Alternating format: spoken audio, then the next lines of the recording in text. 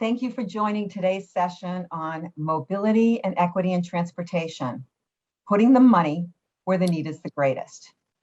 The purpose of a point-counterpoint session is to give voice to differing perspectives on the issues, as there are always multiple opinions and voices in the world that we live. Although we're all committed to the concept of equity, there are many different lenses to view the problems and therefore to define the solutions.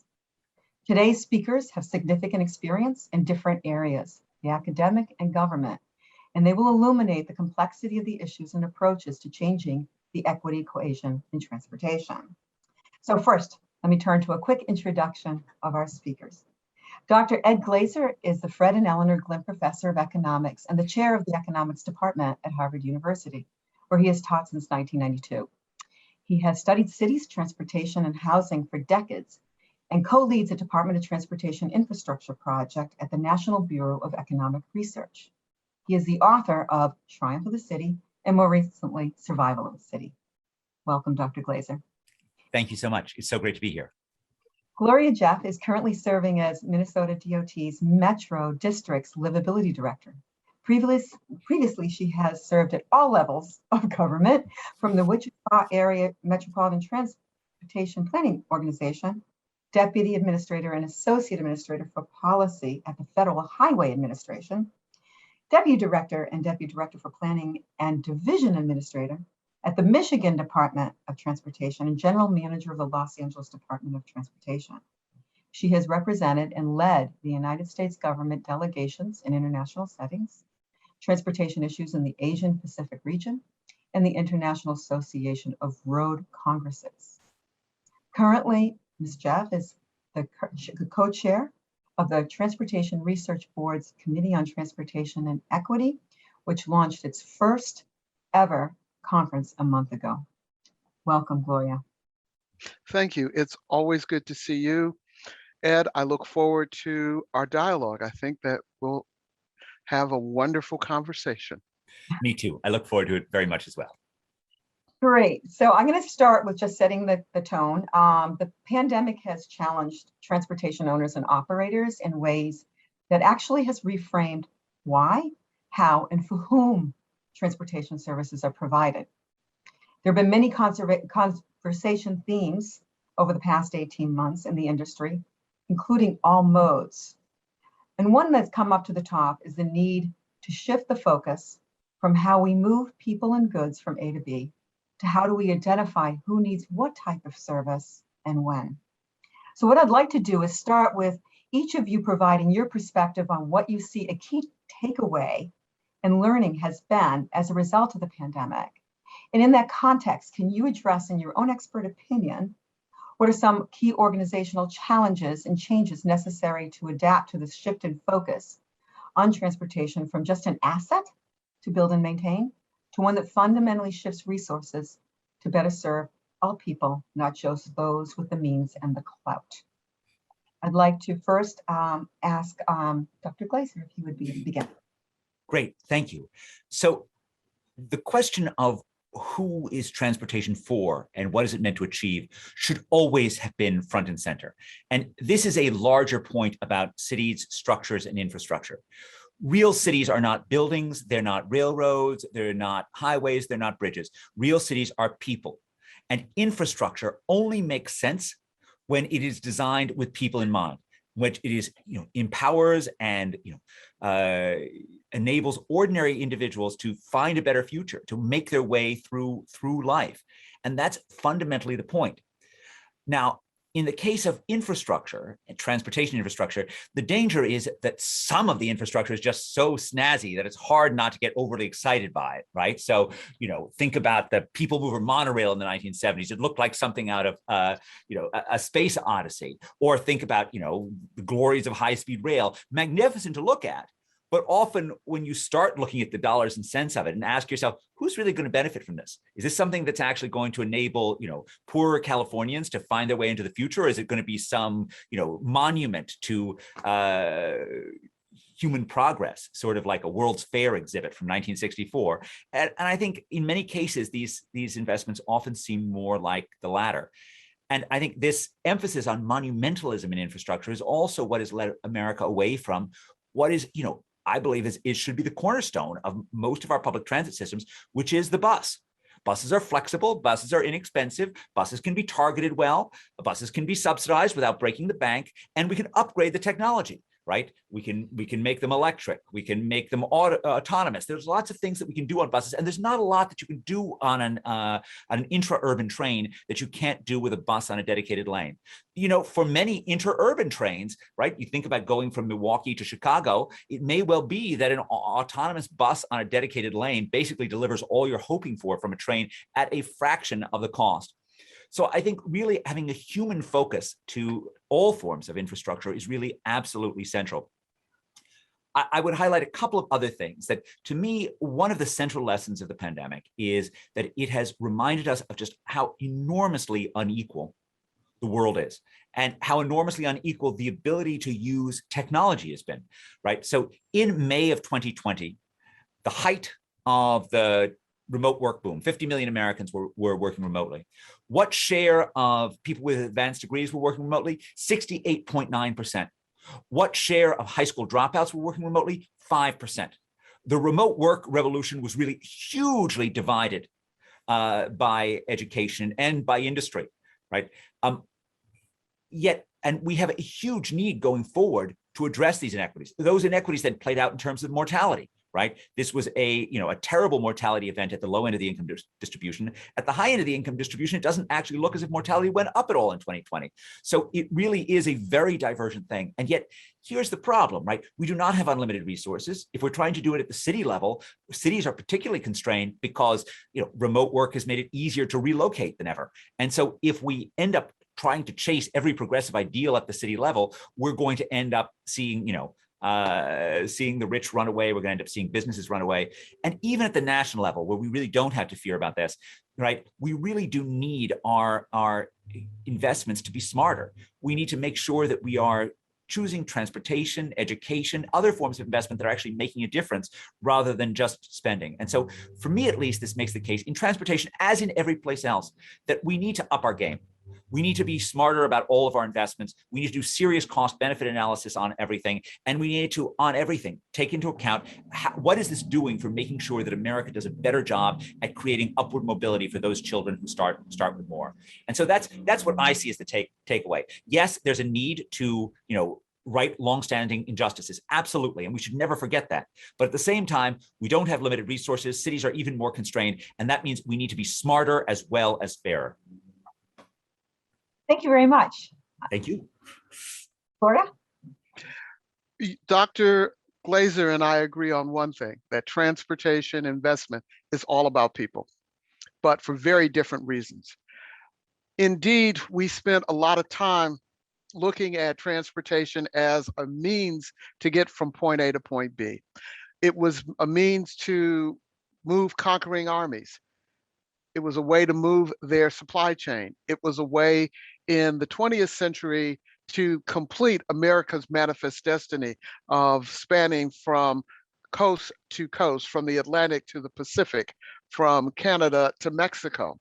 And we find ourselves now having completed that manifest destiny of connecting the things called the coast and our northern and southern boundaries with the dilemma of, okay, you can get on a roadway and go from New York City to San Francisco without a stoplight. So what? What's the experience? Why are people needing to make that movement? For a time, for those who remember the Great Migration, it was an opportunity for moving from a life of deprivation to a life with promised opportunity. It was in the post-Second World War era, an opportunity to look at production and connecting it to where the consumers were. It was also about efficiency. It was about time savings. And therein lies the danger of only focusing on benefits and costs, in that we are able to quantitatively identify benefits and costs, but the qualitative elements that have to do with the value of people's time. While buses are indeed an important element of the urban structure, they would not have worked nearly as efficiently if faced with the issue of moving those from the great southern lands of America to the northern cities of production following the First and Second World Wars. So while buses indeed have that flexibility, they also, like they do in Russia, provide a mechanism for limiting where you can go, when you can go, if you can go. One of the things that we learned in the pandemic as we watched public transit system after public transit system reduce or eliminate service, it was into the places where there was quote unquote low ridership. The recognition that people weren't using those lines at the same level meant that they didn't have a choice.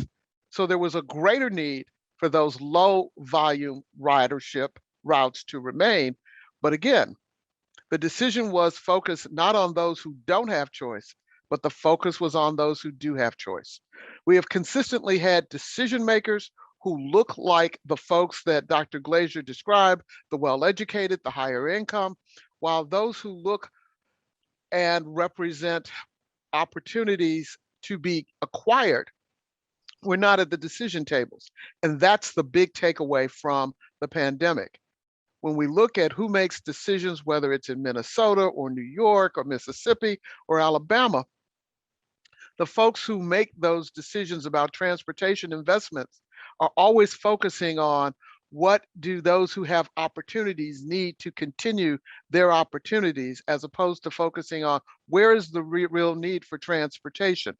I think the challenge that has been put to transportation decision makers as a result of the pandemic is we need to shift from meeting the needs of the manifest destiny expansionism to what are the needs of those who are most dependent on limited number of choices. You both highlight that there's a lot of history to the transportation network, and that history has become almost cultural in the way that the money is spent. The investment decisions are largely dominated, as you've noted, by economic interests, because there is a need to actually put that infrastructure in place. There is a need to get those goods and services. And that has actually shaped the way, the how, the who we serve. It hasn't always been on the people. And that's a really significant challenge that we have ahead of us, is how do you change that conversation? And in fact, how do you change the cultures in which the institutions and the funding mechanisms have been created to now actually be more flexible, to look more at people first? Gloria, do you want to start? Absolutely. I think the biggest shift that has to take place in the industry, whether it's public, private, not-for-profit, is a recognition that lived experience is as valuable as learned experience and learned skill sets. Too often we depend on the traffic engineer, on the transportation planner, on the elected officials who quote unquote represent the people to be the voices, as opposed to the grandma who's raised 3 generations of kids in her house and knows what makes sense in terms of movements, who knows what the choices are, who understands things as basic as, much as I might think it would be lovely to ride my bike to the grocery store, because I have not only multiple choices within a 5 to 10 minute bike ride from my home, that the reality is I've got 3 teenagers who are just regular teenagers. I've got their friends, the kids in the neighborhood who don't have parents at home, but who view my home. And somehow or another, going to the grocery store on my bicycle will neither meet that need nor that role that I have in the community, which is much more about how I am viewed and services that I provide to that community than it is about the fact that I need to go from my house to the grocery store. What's the most efficient way to do that? I need to be able to do it with more choices. Does it mean that my only choice is the not recognized by the government jitney, by my neighbor, or is it that I need a transit service that isn't focused on how do I get the office worker into their bright glass shiny building, but rather focused on how do I get folks around their neighborhoods? And their neighborhoods may be much larger because they don't live within a 15-minute bike ride or walk of one grocery store, much less 5 grocery stores that will help them meet the volume that they need, because their role is the universal grandmother, not just the grocery buyer for a household of 3. Those are the biggest shifts. It's beginning to think about how do those lived experiences that we don't quantify in terms of vehicle miles of travel, that we don't quantify in terms of greenhouse gas emissions, that we don't quantify in the lived experience, get factored in to a benefit cost analysis. Dr. Glazer. Great. So I feel like I need to defend both a more holistic cost benefit analysis and also say yet another word about the humble bus. But I'm going to start. I may come back to that, but I want to start with an institutional point since that was the main question. So I think it is often useful for city governments, and I would include some transit agencies in this as well, although things are a little bit more difficult, to clearly separate themselves into 2 different functions. So it is often helpful for city governments to think of themselves as a for-profit real estate development company that is entirely owned by a not-for-profit poverty alleviation entity, poverty alleviation organization. The reason why this is helpful, it is useful when thinking about the things that the city government does for businesses and for the rich, to stay focused on how do you get as much money out of that as possible. That is the for-profit element of this. And then the other element is then you're going to take that money and then you're going to try and figure out how it can do the most use for those people who start with less, right? To really clearly separate this out. So for example, if you were, when I talked to the city of Cape Town in South Africa, they have a shiny inner city harbor area that is amongst the more glamorous real estate in the world. That is a for-profit entity. They should be dealing with that as a for-profit entity. And then they should be taking that money and putting it into, transportation in the townships or, schooling in the townships and doing things to empower ordinary residents. Now, what does that mean for transportation? Be clear in your mind about what it is that you're going to subsidize and that you're going to use to empower and allow mobility of the poor, and then be clear about what it is that you're going to use as a way of making money, or at the very least, you're not going to give money away for it. So when it comes to moving goods over space, when it comes to moving like ordinary products, right, there is no reason why we should be subsidizing most of that, right? More products are consumed by the rich than the poor. More products are, this is an energy intensive, congestion intensive thing. Companies should pay for the transportation that they use to move their goods, right? Consequently, we should have some combination of gas taxes, road taxes, or facility taxes that actually charges for this. Case is even stronger when you're thinking about people who are flying, right? The average person flying in and out of John F. Kennedy Airport has an income that's 10 times higher than the average American. It makes no sense to use ordinary tax dollars to subsidize that. And so in these cases, you really do want to separate these. And if they're connected in part of the same transit system to providing transit for the poorest residents, you really do want to then take those revenues and use them to cross-subsidize the poor.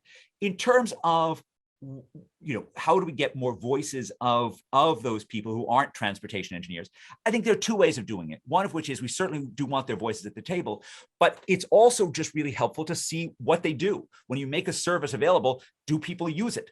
And that's one of the beauties of things like the bus, are that you can lease the buses. You don't have to commit to a $3 billion infrastructure project before you try out some bus service, right? You try some bus service, you run something in that area, and if people take it, which is another way that ordinary people express their voices, right? Then you're actually able to use it.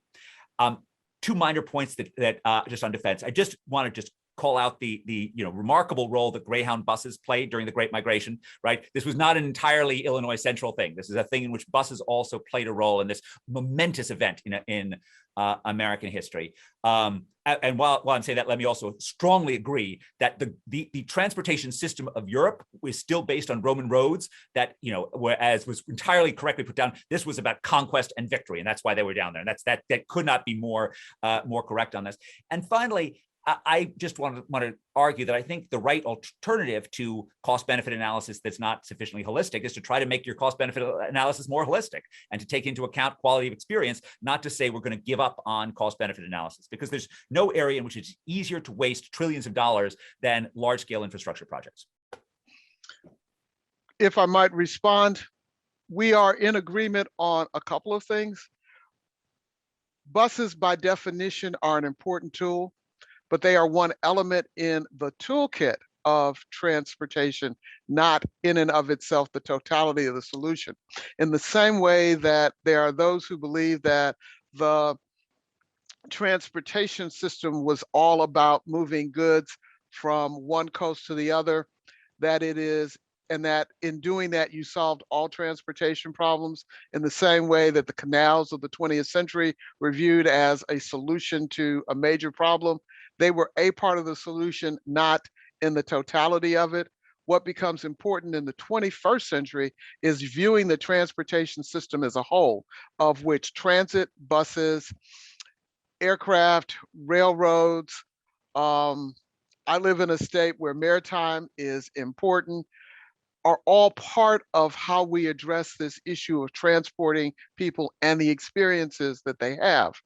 There are communities here in Minnesota, in the state of Michigan, where the concept of a career in maritime doesn't even occur to many of the young people, because they don't talk about the maritime system, whether it's the ferries that run hazardous materials between the ports in Detroit and the ports in Canada, because you can't run them through the railroad and you don't want to run them over bridges. They don't even know that there are such career opportunities, because for them, that's not part of the transportation system. One of the shifts has to be this whole perspective about where are their careers in transportation? And more importantly, and it's the point I'll keep coming back to, is lived experience becomes important at the decision-making table, and that those like Dr. Glaser, who have advanced knowledge of the era and the importance of economics, understand that it is not simply about what you can quantify, but it is about what is the qualitative experience. That's the difference between the 20th and the 21st century. In the 20th century, we were about the quantity of the movement. In the 21st century, it's not only about the quantity of people, goods, and freight that we move, but it is also about the quality of the experience, not only during the movement, but of those who are impacted by the movement. Gloria brings up a good point. I was going to bring this conversation to the National Forum, where both of you have, and currently have significance in influencing by virtue of your experience and your positions. However, Gloria, you just raised this whole point on careers, which I would love to hear Dr. Glaser's perspective on where that's going in terms of helping, including new generations, broadening the conversation at the education level about the opportunities and the need to focus. Could you comment on that? So I believe very strongly that we have underestimated the value of vocational training in this country, that we have done too little to actually create skills that have real market value, partially because the K through 12 experience just was never really well geared towards that, although we do have some great vocational high schools. One of the options that's out there is doing more experimental things, which federally funded, they can wrap around existing education experiences. So vocational training that's on, on the weekends, on summer programs, at nights. You can fund them, with essentially with public dollars, but you can source them from a whole range of sources. You can have these programs created by the trade unions. You can have them created by nonprofits or community colleges or by for-profit companies. The beauty with most vocational skills, as opposed to, for example, have you created a broad citizen? Have you created a deep thinker? Is you can actually judge whether or not someone has become a programmer or a plumber at the moment of graduation. And so you can have pay for performance. And if there are for-profit companies that are trying to scam the system, you'll find it out. You'll be able to avoid paying them. So I think that that's a great place for us to think about vocational training for transportation. And again, the kinds of programs you're going to want to fund are going to reflect what we think is going on in terms of labor demand in that area. But this is a terrific place where we can try and make sure people are aware of these jobs and are skilled in doing these jobs. And I, again, I want to say 2 points on defense. I want to note that, of course, I agree that buses aren't everything. Of course, they're not. But they are the unfortunate ugly duckling that deserves to be treated a bit more like a swan. That was my point on this. And secondly, I believe very strongly that with the view that we want a focus on quality as well as quantity, but you can still put numbers on quality as well. And that doesn't mean giving up on cost benefit analysis. Gloria, you have a significant experience working with a number of nonprofits and advocacy organizations, as well as working with TRB's Minority Fellows Program. Can you comment on that? Because I think you'll have a different perspective. I concur that we need more, as I've already raised, more focus on careers. I think that one of the dangers is this focus on the vocational element. Yes, there is a need. Gloria describes it as doing the work in the ditch. There is work that does need to be done in terms of land surveyors, in terms of project managers, construction managers. Those are important elements of any transportation system, whether it's the construction of the bus maintenance facility or if it is the construction of the airport. But they don't begin and end there. Young people today, in the same way that pens and pencils were the essential tools for Dr. Glazer and I, for young people today, the concept of sitting and coding and dealing with virtual environments is very much a part of that. Kids today want things that are, as they describe it, sexy. And most folks don't realize that the same skill set that it takes to program a traffic signal system is the same skill set that it takes to program their favorite online game. And I'm not going to name them because I'm going to give my age away, because I'm sure that they are well outdated and are much more upgraded than my recollection of them when my kids were younger. But I think that it is that breadth. The idea of managing billions of dollars in investments also needs to be part of that scenario. There is not a transportation entity, public or private, that doesn't need to have financial advisors. So again, it is important that we focus on the career opportunities, but it's the full breadth of those career opportunities that become important. It is not just focusing on, and my bias will show, when I think of vocational education, I think of those who work not at those positions that are at the decision-making table for large infrastructure investments. At this point, Ed, unless you have something else you want to add, I'm going to shift the focus. Okay, great. Thank you. This is a very helpful discussion. As we're talking about education, I think that it's good to actually start to shift to talking a little bit about data, because that's part of what we're looking to change the way things work. And as you both know very well, is that data defines policy, process, and how and to whom we provide mobility services and transportation for all modes. Gloria just mentioned bikes.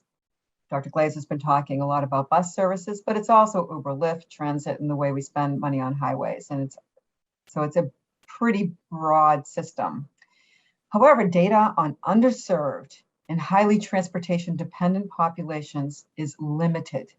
And that has resulted in a significant mismatch of programs, projects, and mobility services. We need to develop unbiased data to address the inequities in the mobility services by both the public and the private sectors. And this is critical for making a case to shift practice. And as we discussed, funding. Can you please state, in your professional opinion, where you feel the need for data is the greatest and why? I don't know who would like to speak first. I'll take a stab at it. You know me, shy, quiet, and retiring. There are a couple of things about the data is very comfortably handled when we look at regional or national or citywide numbers. Alan Pozarski's work with Commuting in America was, for transportation, the aha moment. We looked at data that said the number of licensed drivers has flattened out. What Alan did was take the next step and say, what does that mean? And when he did the next step down, it had flattened out because the number of white males as a proportion of the population who were of age to get licenses had flattened. But when you did a dive underneath that, you found that there were more women who were now driving, regardless of age, regardless of ethnicity. You found that there were certain subpopulation groups like brown, black, Asian women who were now in record numbers and in significant proportions gaining their driver's license. What that meant that there was going to be a dramatic change in the nature of travel because the old standard was no longer valid. The travel of the white male going to and from work, the data all showed the number of trips that they made was significantly fewer. The lengths of their trips were significantly longer. And so the same is true when we look at data. We have data that talks about the number of households in a community. We have the number of occupants in that household. But what we don't have rich data that tells us, and I'll pick on the traffic engineers because they're always fun, is they have a standard that says 3 feet per second is the cross time you should assume, as opposed to let me look at the census data that tells me about the composition, or the Americans Community Survey data that tells me about the composition. If I have a neighborhood that is 65% over the age of 70, they may not be doing 3 feet per second. Their travel time across an intersection may be shorter, and therefore we need to make adjustments, as opposed to we have a universal standard. That data helps inform. We also have difficulty in undercounts of those populations who are most likely to be the highest users of the buses that Dr. Glazer is such an advocate for. Their needs are not often represented because they're so badly underrepresented. And it has to do with their fear of government. And it doesn't matter whether they're folks like me, which are native born American citizens who happen to be of a darker hue, or individuals who have come here from other countries seeking a better life. There is an intentional mistrust of government, so they don't provide the information. So how do we utilize community-based organizations to help us collect the data becomes the real challenge. There is not a church or a place of worship that doesn't know how many members they have on the roll, where those members live, and where those members' needs are. Yet that's never a data source that we go to. There is not a rec center where the kids hang out after school as a safe place, where they don't know who those kids are, where those kids live, what their some basic SE, social economic data. And so it means looking at completely different data sources than we are historically, because they don't have the rigor of those who design survey instruments like. It might also be speaking to who actually goes to those communities and talks, because we have a traditional way of doing that. And Gloria, it sounds like from what you're bringing up, that might be some of the reason why during the pandemic, the bus service didn't go to where it needed, because we weren't getting to the communities and we weren't hearing from them and we didn't know how to talk to them. Dr. Glazer, I'm sure you have a strong opinion on this as well. So three thoughts. One of which is we do have some pretty amazing data sources right now on transportation that just come from the government. I mean, I can't think of doing much without the National Household Travel Survey or without the American Community Survey's annual look. But these are supposed to be nationally representative samples. But I agree strongly with the view that we always need to interrogate our data sources on this and ask how are they doing in terms of getting to everyone and what are they missing. So these data sets are good and they need to continue. And there's always a push to cut various forms of census products, but these are a valuable way for us to get a sense as to who in America is commuting to work, by what length. What the census, as opposed to the NHTS, is bad at are all trips that are not just trips to work. So the census tells you how people are commuting to work and how long it takes them. They're not telling you how many other trips. And for that, you need something like the NHTS, which gives you a broader view of how everyone is commuting. Second source of data. We learned about mobility during the pandemic in a way that we never had before because of the widespread availability of cell phone records at very tight geographies. There also are cell phone companies that actually give you the whole, I mean, there are provider companies that give you the whole set of cell phone records.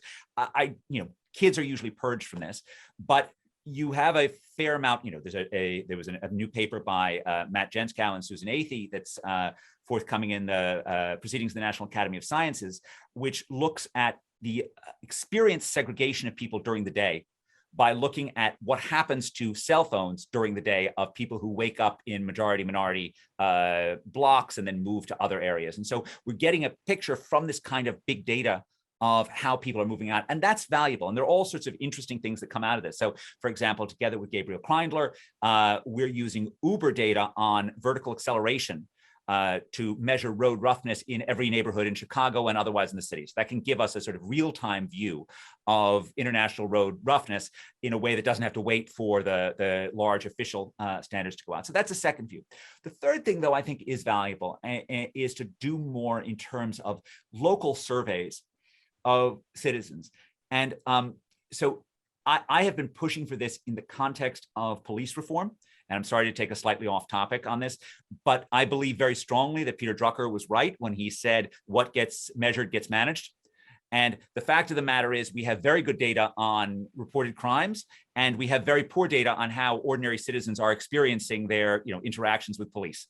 And so police prioritize crime and don't prioritize the experience of the citizen interaction. Until we have regular metrics by which we can fire police chiefs who actually don't deliver for ordinary citizens, for people of all races, for people of all ages, the kind of experience that we should expect and demand from our police force, until we measure that, we can't fire police chiefs who fail to deliver that. And so we really need to sort of have that type of measurement. And what does that mean for transportation? If you're going to engage in some kind of regular survey of your citizens about how they're finding the cops, then why shouldn't you also engage in the same kind of survey for asking how they're finding the transportation service and what are their problems with transportation and what's going on? And you can design that survey in a way that is representative at the city level and that makes sure, and maybe you do exactly want to work with local church organizations to make sure you're getting people from all areas and make sure they actually trust the surveyor. So I think that's sort of a third tool. So just to highlight, continue to invest in the big governmental surveys that have been the mainstay of much of our research. 2, do more with big data that's available from, all sorts of fortuitous providers, be it Uber or be it cell phone data. And 3, do more to make sure you holistically survey ordinary people and their experience with government of all levels. And that includes both transportation and police. I don't know, Gloria, if you have a comment on that. I think those are excellent points. I think one of the challenges that we talked about during the equity conference at TRB was there's a difference between voice and there's a difference between decision making. And the challenges with each of those are very different, and the techniques and methods by which you approach those are different. Do each of you have a comment on that? Power sharing is really what we're talking about. And it is one of the things that those of us who sit at decision tables take as a very important element of identity, as an important element of purpose. And in that context, the idea of sharing that power, of being able to not have the unilateral veto authority is problematic. We sit at those tables and we seek the input. We take great pride, both the public and the private sector. Private sector says, what do my clients need? What do my customers want? But at the end of the day, we want to sit the decision making. So what has to happen is those who sit at that decision table cannot just be those subject matter experts who are knowledgeable and should be at the table, but it's also got to include those with the lived experience who may not have the necessary initials after their names. And I say that as one of those privileged folks who sit at the table because I've got the right set of initials, but the lived experience is as important. It is ironic when you look at many boards of directors or state departments of transportation or city departments of transportation and look at who carries title in those entities, and then look at the populations they serve. And if there's a match, glory, hallelujah. But in most instances, there's a mismatch, and that lived experience becomes important. Do they represent the mom of two teenage boys who are athletes, whose teammates hang out at their house? And while that's a wonderful thing for the parent because you know who they're with and what they're doing, the challenge of feeding teenage males and females, which are the sharks, as much as we like to talk about them as being the ultimate eating machines, I'm sorry, teenagers will eat a shark if it stands still long enough and tastes good, or they've been challenged to eat a piece of it. So this idea that somehow or another that experience isn't valid isn't true, because you've got to deal with, oh, mom's got to go do the grocery shopping, and mom doesn't do that grocery shopping between 9 and 5. Mom may do that grocery shopping at 10 or 11, which is why the grocery store is still open 24 hours, because that's when it makes sense for her schedule. But she needs to ride the bus, but the bus stopped running because the volumes were too low to make it self-sustaining. I like Dr. Glazier's idea of bifurcate the system. Those routes that you operate for profit and those that you don't, that was the model before government got involved in transit service.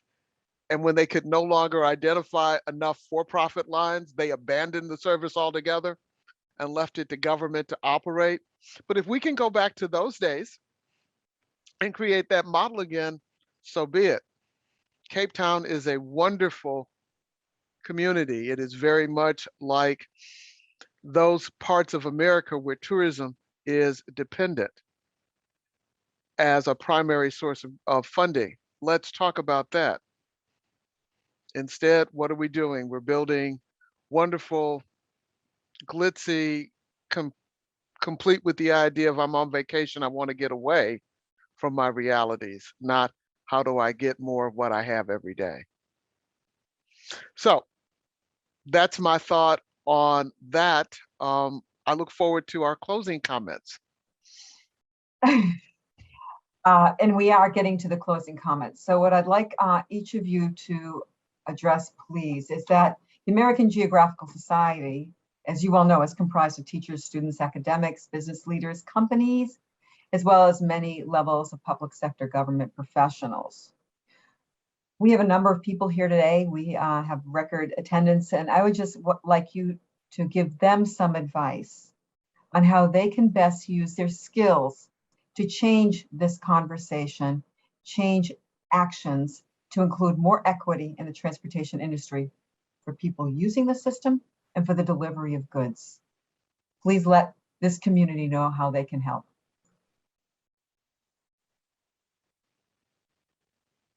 Either one of you can take that. Gloria, I'm going to punt it over to you. It should be Gloria first. Okay, Gloria, please. I'm excited, in case you haven't noticed, I really do love the profession associated with transportation. I'm excited about it. I think geography gets a bad rap because it's, in many people's minds, simply about location. And while location is important, it's also understanding how location worked. For example, we think about where highway, roads, and streets are located, but what we don't think about is in many modern cities, transportation got located where there weren't people who could sit at the table and make decision-making and influence decisions that were made. And so when we think about those geographies, why did those geographies lose out? It's beginning to help people understand, and I'm sure that there are folks who are already doing this, that not just focus on longitude and latitude locations or just on urban versus rural versus fringe, but really do begin to talk about what are the nature of those communities, who lives there and why. Was there redlining that forced a particular area to be where you found the majority of people of color? Were there tribal affiliations that caused folks to gather in a particular location? Was there the work of the land that became the reason for their locations? And how does that feed into land use decisions, not just infrastructure decisions down the road? I think the other thing is make it fun. There's some great stories around geography. I have friends who say, Gloria, I learned more about Detroit from you than I did living in Detroit for the last 20 years as a non-native Detroiter. Like, I didn't know there used to be a Verner's plant located on Woodward Avenue. I didn't know that that wonderful upscale restaurant that's 3 blocks from the Verner's, from where the Verner's plant used to be, was actually the home of one of the auto barons. I didn't know that the elite catering location on the waterfront used to be. Yeah, it's making it interesting. What are the fun facts? This was home to the very first arcade for roller skating. You know, pick something, but make it fun so that you not only know the longitude, latitude of a location, but why it mattered. Thank you. I would start by saying that, the starting point is just how much place matters. How much place matters to all of us. It matters to those of us who go into an office who are next to us. It matters to those of us who are growing up in an urban neighborhood, or sitting out under the sky in the middle of the West. Place really matters, and that's one of the things we've really learned, is just how enormously different the economic outcomes are for kids who are growing up in different urban neighborhoods, and how I urge you to take a look at the Opportunity Atlas that my colleague Raj Chetty and Nathan Hendren have put together as sort of a great place of understanding how different these outcomes can be, and how much that pushes us towards a sense of the need to do better in terms of empowering ordinary citizens and upgrading the quality of education and other factors that improve mobility in the US. So the first thing is just recognizing how much place matters. The second thing is understanding how many things interact with place. Transportation is, I believe, probably the most important, right? In terms of shaping our cities. Our cities are shaped by the transportation technologies that were dominant in the era in which they're created. Our older cities are cities that are built around streetcars or built around walking spaces. Our 20th century cities are built around the car. I don't even know what our 21st century cities are going to be built on. I hope that it's something new and even more exciting. But transportation does shape place, but other things do as well, right? The economic opportunities nearby, the presence of coal mines, which gave us Pittsburgh, as well as the Three Rivers, the presence of the ports that gave us New York or Baltimore or Boston. So there are a wide range of things that shape what place does. What place does for all of us, how places operate. And in terms of engaging with it, I think the key is exactly as was just said, make it fun, make it narrative, understand that the stories about place are the stories about America. That's how we understand who we are and where we got there. And some of it is absolutely terrible, and some of it is wonderful. And there are, miraculous things as well as diabolical things that have happened in the cities of America and our small towns and our rural areas throughout history. And I believe that despite the difficulties of the pandemic, despite the enormous and terrible inequities that we face, the track record of humanity, when we are connected with each other through urban proximity and through transportation, but connected humanity has been working miracles for thousands of years. And the age of urban miracles is not over. Thank you both very much. I really appreciate the passion that you've brought to this conversation. Your commitment is unquestionable. Your strategies, the way you're looking at it, and the key ideas that you've pulled out are going to be valuable in the conversation going forward. You're both in great positions to influence that conversation. And so I'm very, very happy you were able to share that conversation with our group here today. And to summarize some of your key points to the AGS community, get out there and listen. Oral history is amazing, not often documented. Ask hard questions. And yes, have fun. You only live one life. Let's make it the best we can possibly live for everybody. Thank you very much for joining us today. And thank you all for joining us as well.